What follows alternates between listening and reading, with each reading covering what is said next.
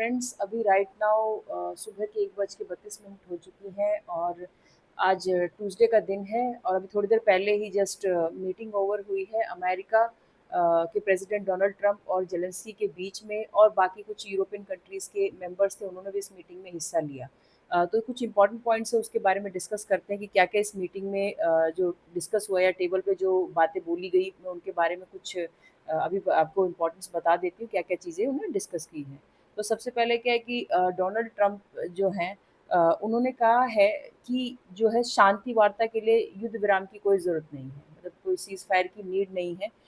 लड़ाई जारी रहेगी, पर शांति समझौता हो सकता है, मतलब लड़ाई कंटिन्यू हो सकती है, उस बीच में शांति समझौता भी किया जा सकता है, ठीक है? ऐसे कंप्लीटली लड़ाई रुक नहीं सकती है।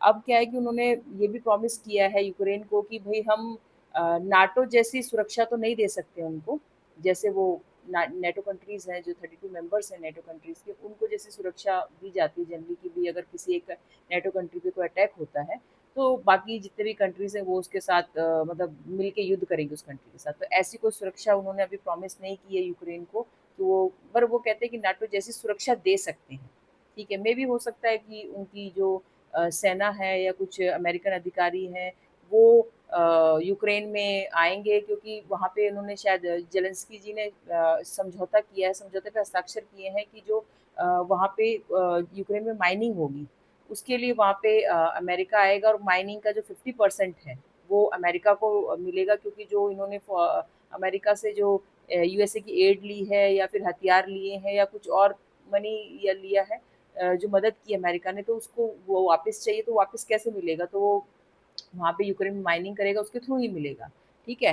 तो वैसी कोई सुरक्षा, मतलब जैसे नेटो वाली जो सुरक्षा है, वो ऐसी कुछ उन्होंने गारंटी नहीं दी है, बस उसके टाइप की कोई दे सकते हैं ये उनको सुरक्षा। अब जो उसके बाद जो उन्होंने ये बात की है कि अगर अच्छे सब कुछ सारी चीज़ें पॉज़िटिव होती है इस मीटिंग में, तो ट्राइलेटरल मीटिंग भी हो सकती है, जो कि ज़ेलेंस्की में डोनाल्ड ट्रंप और पुतिन के बीच में होगी। और जनरली उन्होंने ये भी कहा है कि जो ये समझौता है 2 साल का नहीं बल्कि स्थायी समझौता होना चाहिए, मतलब स्थायी शांति समझौता होना चाहिए, अस्थायी नहीं, क्योंकि जैसे पहले यूक्रेन का इससे पहले भी हुआ था, इससे पहले भी गारंटी हुई थी रशिया के साथ, पर वो ज़्यादा लंबे टाइम तक वो समझौता चला नहीं, ठीक है? तो उस दौरान उन्होंने अपने जो क्रीमिया था, पूर्वी डोनबास के कुछ क्षेत्र थे जो गँवा दिए थे, रशिया ने मतलब अपने कब्ज़े में ले लिया था।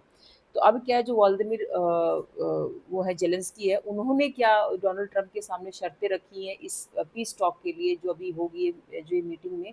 उन्होंने जो सबसे पहली बात ये की है कि सबसे पहले तो उन्होंने थैंक यू कहा है डोनाल्ड ट्रंप का कि आपने इतनी अच्छी हमारी पीस टॉक मतलब के लिए वो कर रहे हैं जो उसके लिए थैंक यू कहा है।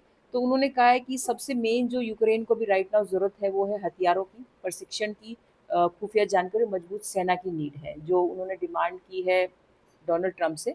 और दूसरा उन्होंने साफ-साफ कहा है कि यूक्रेन अपनी ज़मीन या सीमाओं से कोई समझौता नहीं करेगा, चाहे वो डोनबास हो या चाहे वो क्रीमिया हो।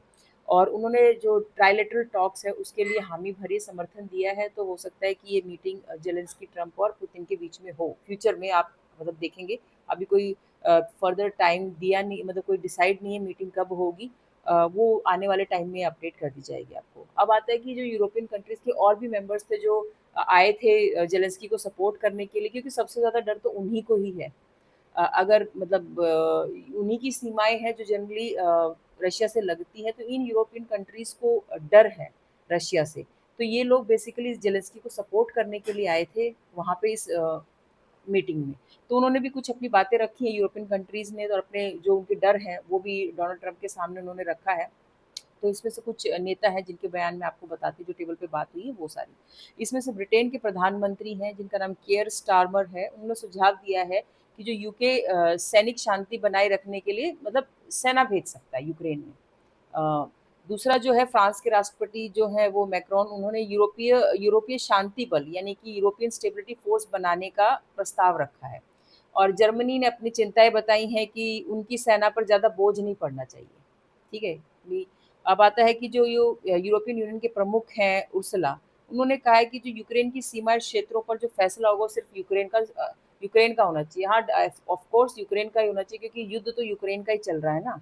लेकिन अमेरिका का प्रेशर इतना ज़्यादा है राइट नाउ यूक्रेन पे भी, और यूरोपियन कंट्रीज़ के ऊपर कि ये जल्द से जल्द ये युद्ध ख़त्म हो, सीज़ फायर हो और डोनाल्ड ट्रंप को जितना जल्दी हो सके, क्योंकि उन्होंने 6 या आई थिंक 6 या 5 युद्ध उन्होंने रुकवा दिए हैं, जिसमें उन्होंने आज बयान में ये बोला कि उन्होंने बार-बार ये कहा कि उन्होंने इंडिया-पाकिस्तान का युद्ध रुकवाया है। मतलब वो कहीं पे भी एक मौका नहीं छोड़ते बोलने का कि उन्होंने इंडिया और पाकिस्तान के बीच में जो युद्ध होने वाला था, मतलब वो बड़े युद्ध की तरफ टर्न हो जाता, वो रुकवाया है। तो अभी देखो कि ये मीटिंग तो अच्छी हुई है। अब देखिए कि किस माहौल में अभी आगे क्या-क्या चीज़ें होती हैं। अभी राइट नाउ जो सिचुएशन है, रशिया ने अभी यूक्रेन में 2 जगह पे हमला किया है। जब ये पीस टॉक हो रही थी, जो मतलब व्हाइट हाउस में हो रही थी, तो इस दौरान रशिया ने बेसिकली अटैक किया है यूक्रेन में। तो कहने का मतलब यही है कि डोनाल्ड ट्रम्प ने जो बात बोली है कि युद्ध चलता रहेगा, पर शांति समझौता भी साथ में साथ पैरेलली चल सकता है। ये ज़रूरी नहीं है कि युद्ध विराम हो या रुक जाए, पीस टॉक चलनी चाहिए जब तक कोई फाइनल डिसीजन नहीं हो जाता है।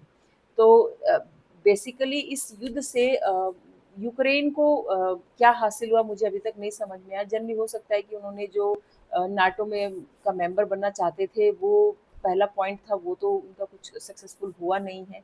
हाँ, ज़ेलेंस्की को बहुत मतलब फ़ेमस हो गए और साथ में यूक्रेन भी पूरे वर्ल्ड में कंट्रीज़ में जिसको नहीं पता था, उन सबको मतलब पता चल गया कि यूक्रेन जैसा भी कंट्री एक्सिस्ट करता है।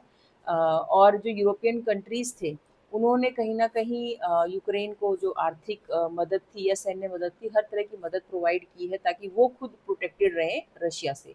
अब अमेरिका ने जो इसको शुरू में तो सपोर्ट किया था, अब वो पीछे हट रहे हैं, क्योंकि डोनाल्ड ट्रंप का कहना है कि ये युद्ध युद्ध जो है, ये बेसिकली बाइडेन का युद्ध था, ना कि डोनाल्ड ट्रंप का। डोनाल्ड ट्रंप कभी भी युद्ध को सपोर्ट नहीं करते, वो हमेशा चाहते हैं कि अमेरिका किसी भी तरह के युद्ध में ना मतलब जाए। वो मतलब अमेरिका का पैसा बचाना चाहते हैं, कहने का मतलब ये है। और जो बाइडेन की सरकार जब भी आती है, वो एक ना एक युद्ध छेड़ ही लेती है। और यहाँ पे अभी डोनाल्ड ट्रंप को चाहिए पीस, शांति चाहिए पूरे वर्ल्ड में।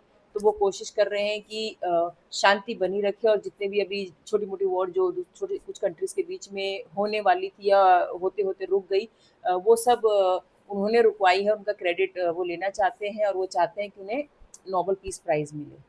तो कहीं न कहीं अगर आप देखेंगे कि कोई भी अभी राइट नाउ रशिया जो है एक विन-विन सिचुएशन में है, क्योंकि वो अपनी जो उसने कंडीशंस रखी थी, उससे वो पीछे नहीं हटा है।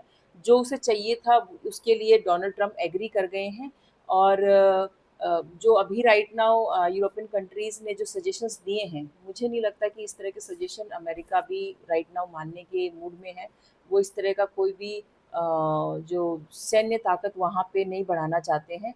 मतलब अभी उसको कोई कन्फर्मेशन नहीं दी। हो सकता है फ्यूचर में हो कुछ सेनाएँ भेजी जाएँ यूक्रेन में, ताकि एक यूक्रेन को भी लगे कि भई हमें कुछ नेटो जैसा नहीं मिली है, सिक्योरिटी जो नहीं मिली है, लेकिन एक उस तरीके की कुछ सिक्योरिटी हमें अमेरिका उससे रशिया से मतलब प्रोटेक्ट कर सकती है।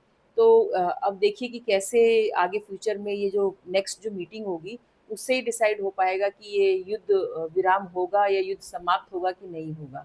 अ, तो for more information guys, please like my channel और सब्सक्राइब कीजिए, और जैसे-जैसे कुछ अपडेट आएगी तो मैं आपको फर्दर अपडेट करती रहूँगी।